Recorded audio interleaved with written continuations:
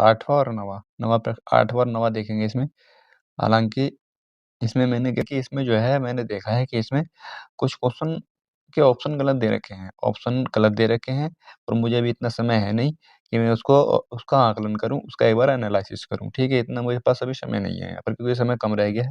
तो इस वजह से मैं इसमें से एक सेट लिया है, तो मैं उसको देख लूँगा एक बार से करके, 2-2 करा रहा हूँ तो उसमें समय नहीं मिलता है इसमें, ठीक?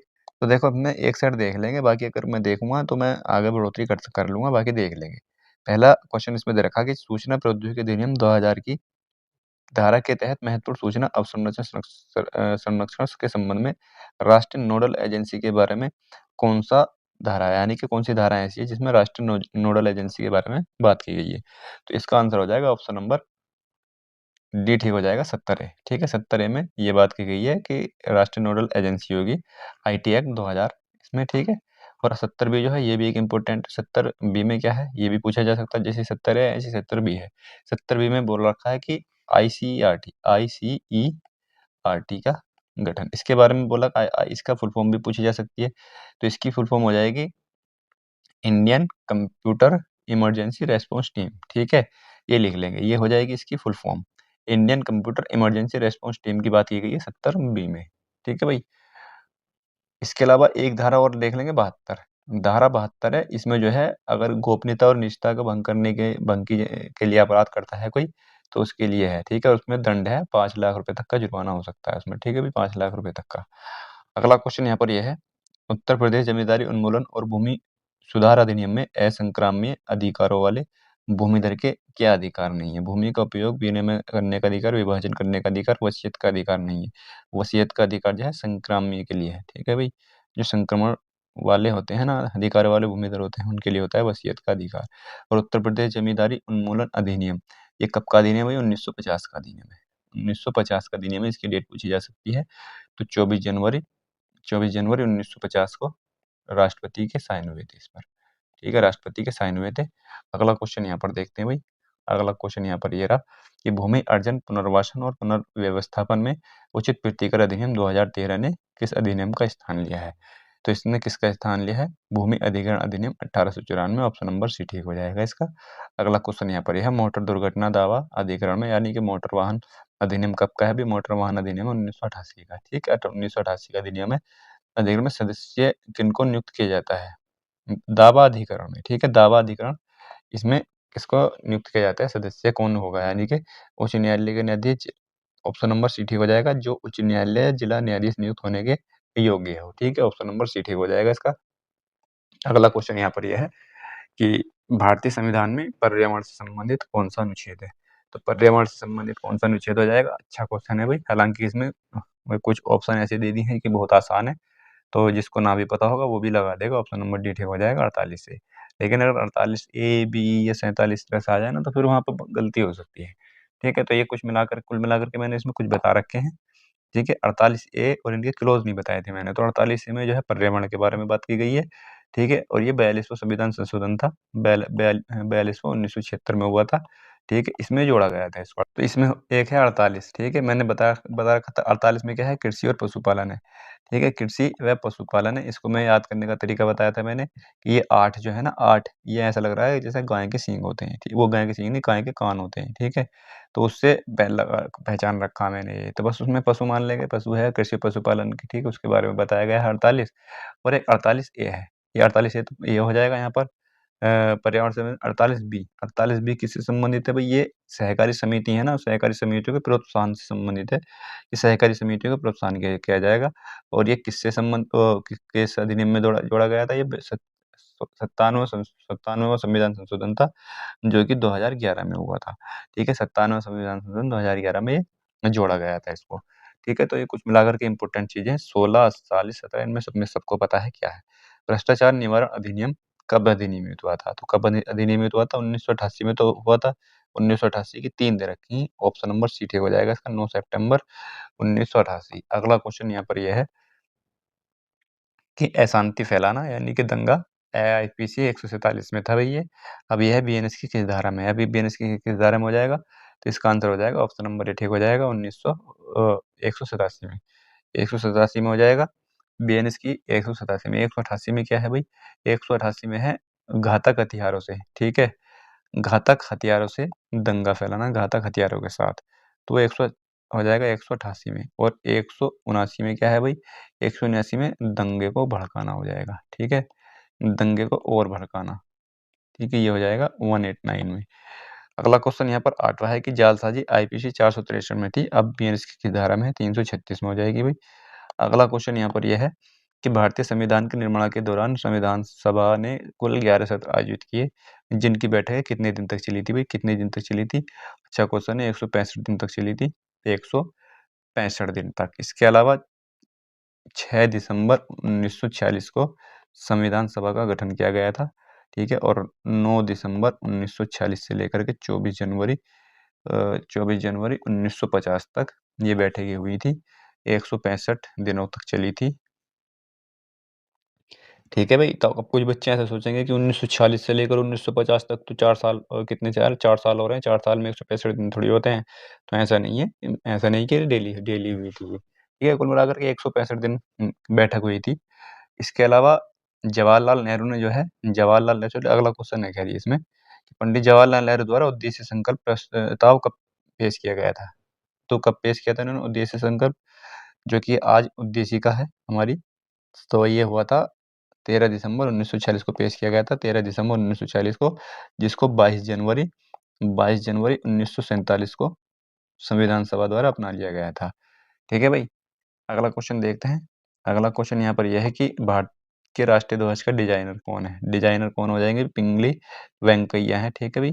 आसान क्वेश्चन है, वैसे पढ़ रखा है सभी ने। और 22 जुलाई 1947 को राष्ट्रीय ध्वज को बनाया गया था। सोलिस्टर, और इसमें देखो प्रेम बिहारी नारायण राय ज़्यादा, ये कौन थे? ये वो थे जिन्होंने, ये सुलेखक थे भाई, ये संविधान के अंग्रेजी में इन्होंने लिखा था, अंग्रेजी में। और इसकी शैली पूछी जा सकती है, शैली कौन सी थी? तो इटालियन थी, ठीक है? इटालियन शैली थी, ठीक है? ये पूछी जा सकती है। और इसके अलावा हिंदी में अनुवाद किया था, तो किसने किया था हिंदी में अनुवाद किया था? कृष्ण कुमार वैद ने, ठीक है? बसंत कृष्ण वैद, ठीक है? बसंत कृष्ण वैद थे इनका नाम, ठीक है? हालांकि नाम थोड़ा थोड़ा अगर वैसे भी याद है मिलता जुलता, तो भी क्वेश्चन सही हो जाएगा। सोलिसिटर जनरल निम्न में से क्या होता है? तो निम्न में से क्या होता है भाई सोलिसिटर जनरल? तो इसका आंसर हो जाएगा कानूनी सलाहकार होता है।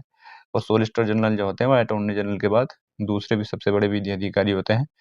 तो इस समय जो सोलिसिटर जनरल है वो कौन है भाई? सोलिसिटर जनरल हो जाएंगे तुषार मेहता, ठीक है? तुषार मेहता है इस समय वर्तमान में। और अटॉर्नी जनरल कौन है भाई? अटॉर्नी जनरल ऑफ इंडिया, तो ये हो जाएंगे आर वेंकटरमणि, ठीक है? आर वेंकटरमणि हो जाएंगे।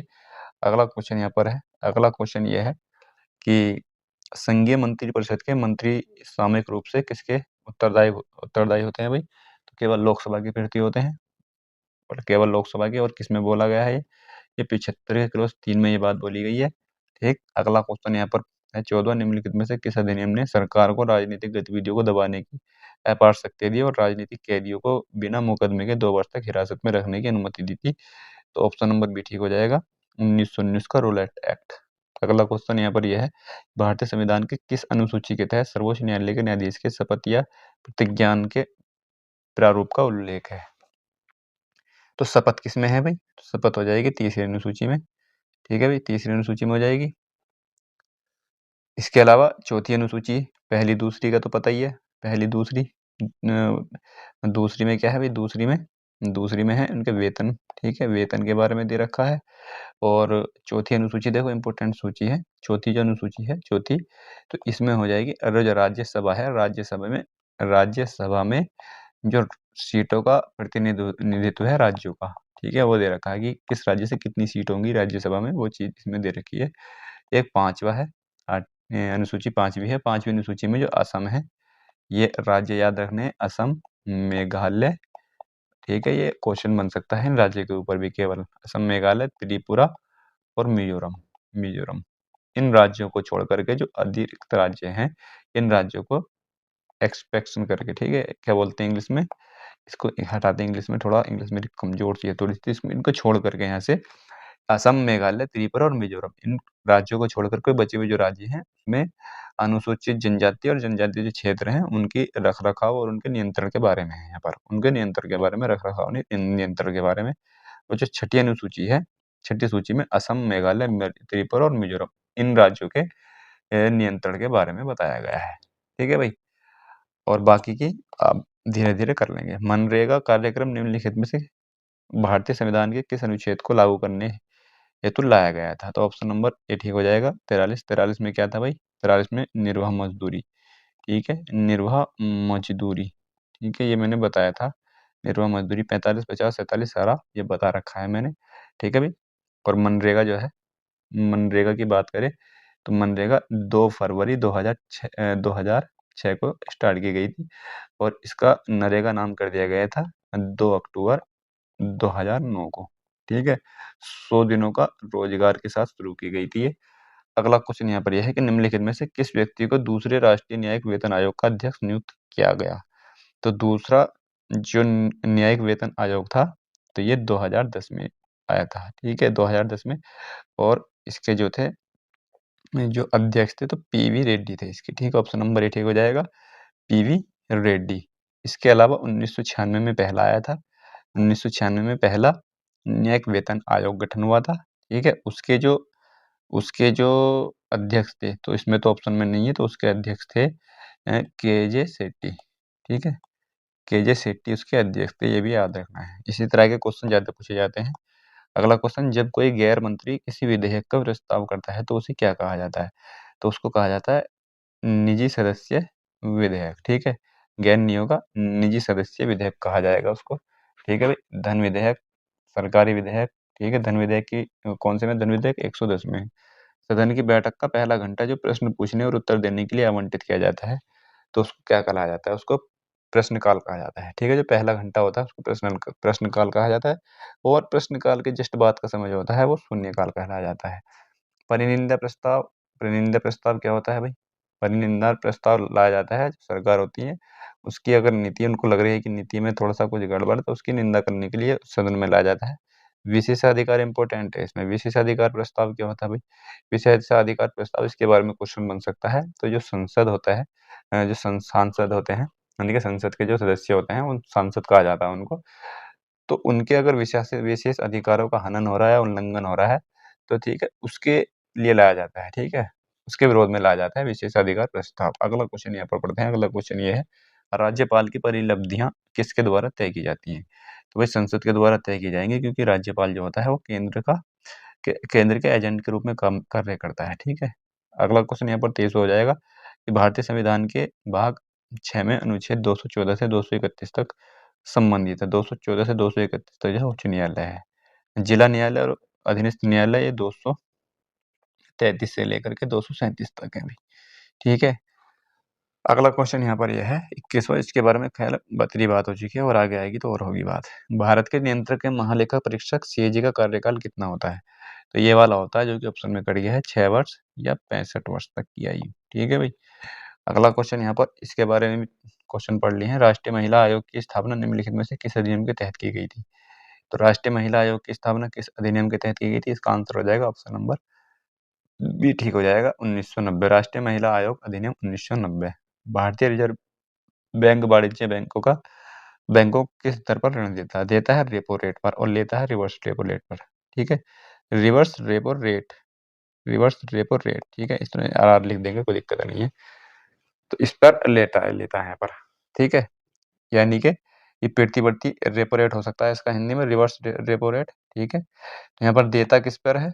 रेपो रेट, और लेता है रिवर्स रेपो रेट पर। बैंक दर क्या होती है? बैंक दर होती है कि ये वाणिज्य बैंकों को दीर्घकालिक लोन देता है। कौन? आरबीआई। दीर्घकालिक ये है लोन देता है बैंक दर पर। और दंड दर क्या होती है? दंड दर वो होती है कि इसमें अगर जैसा समय है, लोन देने का समय 5 साल का है, 8 साल का है, और उसको ये माँग रहे हैं 10 साल के लिए, यानी कि 10 साल तक के लिए देना, तो जो बाकी के 2 साल फालतू हैं इसमें। तो यानी कि समय ज़्यादा है, तो उसमें दंड दर लगाई जाती है। ठीक है? उसमें दंड दर लगाई जाती है, और दंड दर ये होती है। कुल मिलाकर के थोड़ी-सी हिंदी में बता रहा हूँ, बाकी इसमें लिखा हुआ तो कुछ और है। थोड़ा सामान्य भाषा में बता रहा हूँ। किसी अर्थव्यवस्था में सामान्य मूल्य स्तर में निरंतर वृद्धि को क्या कहा जाता है? तो किसी अर्थव्यवस्था में सामान्य मूल्य स्तर पर जब होगी तो मुद्रास्फीति होगी भाई, ऑप्शन नंबर सी ठीक हो जाएगा। और मुद्रास्फीति जनित मंदी क्या होगी? इसकी जो बड़ी दर होती है ना, यानी कि मुद्रास्फीति की जो उच्च दर होती है, उसको मुद्रास्फीति जनित मंदी बोलते हैं। ठीक है भाई।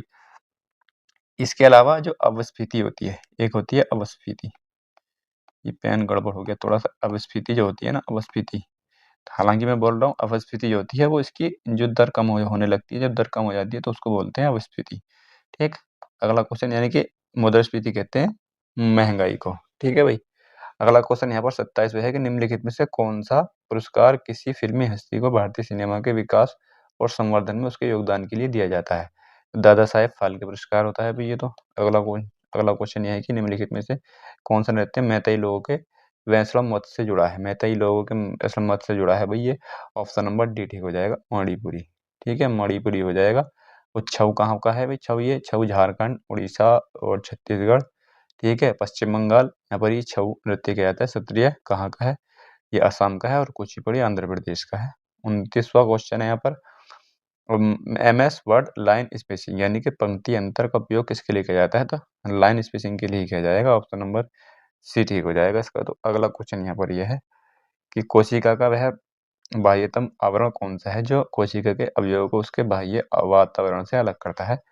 तो इसका आंसर हो जाएगा प्लाज्मा झिल्ली, ऑप्शन नंबर ए ठीक हो जाएगा इसका। महाकुंभ वर्ष 2025 में हुई भगदड़ की घटना की जांच के लिए किसकी अध्यक्षता में न्यायिक समिति गठित की गई थी? न्यायिक समिति गठित की गई थी भाई, ये हो जाएंगे ऑप्शन नंबर बी ठीक हो जाएगा, हर्ष कुमार।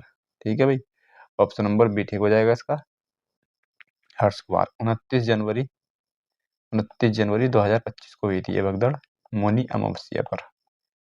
मौनी अमावस्या पर हुई थी ये। ठीक है, अमावस्या, ये गलत लिखा गया। ठीक है, मौनी अमावस्या पर हुई थी। अगला क्वेश्चन यहाँ पर यह है, अगला क्वेश्चन है कि इंसुलिन का स्त्राव किस अंग से होता है?